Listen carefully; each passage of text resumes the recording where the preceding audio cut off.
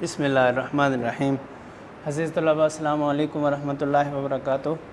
آج ہمارا سبق نمبر 45 ہے، جماعت نام اردو کی نظم برسات کی بہاریں ہم نے پڑھنی ہیں، اور برسات کی بہاریں پڑھنے سے پہلے ہم انشاءاللہ شاعر کا تعارف کریں گے، اور اس کے شاعر ہیں نذیر اکبر آبادی۔ نذیر اکبر آبادی 1735 میں پیدا ہوئے اور 1830 میں ان کا انتقال ہوا۔ نذیر کا اصل نام ولی محمد ہے۔ اب آپ دلی میں پیدا ہوئے، مگر چونکہ عمر کا زیادہ حصہ اکبر آباد میں گزرا، اس لیے اپنے نام کے ساتھ اکبر آبادی لکھتے تھے۔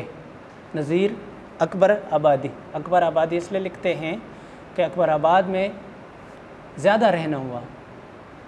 12 بھائیوں میں صرف نذیر زندہ بچے، یعنی 12 بھائی تھے، ان میں سے صرف ایک نذیر زندہ بچے، اس لیے ماں باپ کی آنکھوں کا تارا تھے۔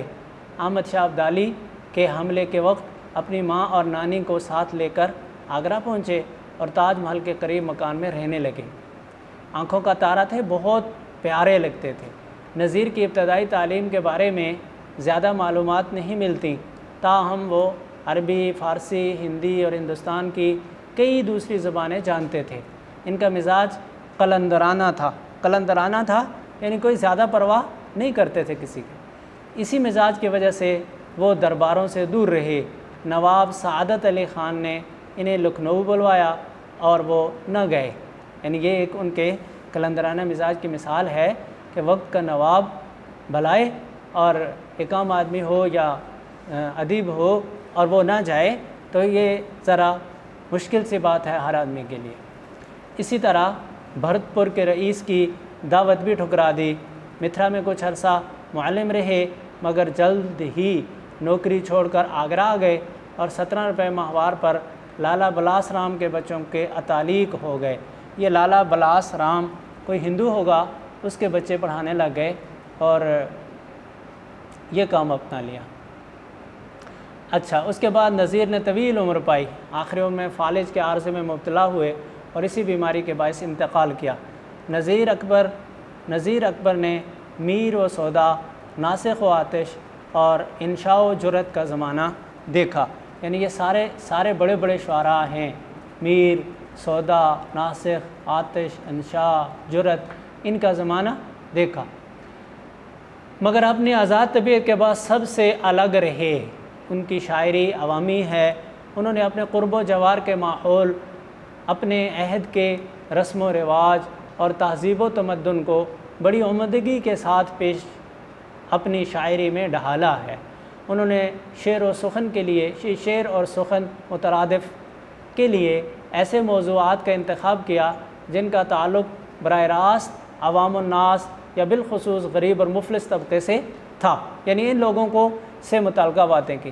ان کی نظموں میں مناظر فطرت، مذہبی تہوار، سماجی رسوم، میلوں ٹھیلوں، جانوروں، حتیٰ کہ پھلوں اور سبزیوں کا جا بجا ذکر دکھائی دیتا ہے۔ انہوں نے اردو نظم گوئی کے دامن کو وسیع کیا۔ کیوں؟ اس لیے کہ یہ جو موضوعات بتائے جا رہے ہیں نا بچوں، کہ فطرت، مذہبی تہوار، سماجی رسوم، میلوں ٹھیلوں، جانور، حتیٰ کہ پھلوں اور سبزیوں تک کو اپنا موضوع سخن بنا دیا، کہ یہ عام شعراء نہیں کرتے تھے، اس لیے کہتے ہیں کہ انہوں نے نظم گوئی کے دامن کو وسیع کیا۔ انہوں نے طویل اخلاقی اور اصلاحی نظمیں لکھی۔ ان کے علاوہ مناظر فطرت، موسموں اور تہواروں پر ان کی نظمیں پڑھنے سے تعلق رکھتی ہیں۔ یہ نظمیں ان کے غیر معمولی مشاہدے اور زندگی کے گہرے تجربوں کی عکاس ہیں، تجربے بتا رہی ہیں۔ نذیر کی زبان عام فہم اور سادہ ہے۔ ان کی شاعری کا ضخیم کلیات بہت بڑی شعر و شاعری کی کتاب اردو ادب میں بڑی اہمیت رکھتا ہے۔ ضخیم کلیات، بہت بڑی کتاب۔ تو بھائی بچوں، ان کی تصانیف الگ سے نہیں لکھی، صرف ان کی تصانیف اور ان کے کلام کی صفات کو بیان کیا۔ تو نذیر اکبر آبادی کے جو اہم تعارف میں جو اہم نکات ہیں، وہ سب سے پہلے تو تاریخ پیدائش اور وفات ہے۔ اس کے بعد اصل نام ولی محمد تھا، پیدا کہاں ہوئے؟ دلی میں، اور اکبر آبادی کیوں کہلائے؟ اس لیے کہ اکبر آباد میں زندگی گزاری۔ اچھا، اور دوسری اہم بات یہ کہ 12 بھائی تھے، جن میں سے صرف یہ ایک زندہ بچے، باقی سب فوت ہو گئے تھے، اس لیے ان کے والدین کو اس بچے سے غیر معمولی پیار تھا۔ پھر احمد شاہ ابدالی نے جب حملہ کیا ہندوستان پر تو پھر اپنی ماں اور نانی کو ساتھ لے کر آگرہ پہنچے اور تاج محل کے قریب مکان میں رہنے لگے۔ اس کا مطلب یہ ہے کہ والد پہلے ہی فوت ہو چکے تھے۔ اچھا، ابتدائی تعلیم کے بارے میں کہتے ہیں زیادہ معلومات نہیں ملتی۔ عربی، فارسی، ہندی، ہندوستان کی کئی زبانیں البتہ یہ جانتے تھے، کہاں سے پڑھی، کیا کیا، کیسے سیکھیں، یہ کوئی زیادہ معلوم نہیں ہے۔ مزاج قلندرانہ تھا، رئیس نے بلایا نہیں، اور اس کے علاوہ اور دوسری مثال بھی دی کہ ایک تو بھرت پور کے رئیس کی دعوت ٹھکرا دی ہیں، اور پھر اس سے پہلے نواب سعادت علی خان جو لکھنؤ کا نواب تھا، اس نے بلایا تو بھی نہیں گئے۔ اور کیا 17 روپے ماہوار پر ایک ہندو لالا بلاس رام تھا، اس کے بچوں کے تعلیق ہو گئے، اسے پڑھاتے رہے، طویل عمر پائی، لیکن آخری عمر میں فالج ہو گیا اور فالج ہی کے عارضے سے فوت ہو گئے۔ نذیر اکبر آبادی نے میر، سودا، ناسخ، آتش، انشاء، جرأت، اتنے بڑے شعراء کا زمانہ پایا، لیکن کسی کے پاس بھی نہیں گئے بطور شاگردی کہ ان سے شعر و سخن کو سیکھیں یا اس کی کانٹ چھانٹ کروائیں۔ البتہ وہ خود اللہ نے ان کو بہت زیادہ شعر و شاعری کا ملکہ دیا تھا۔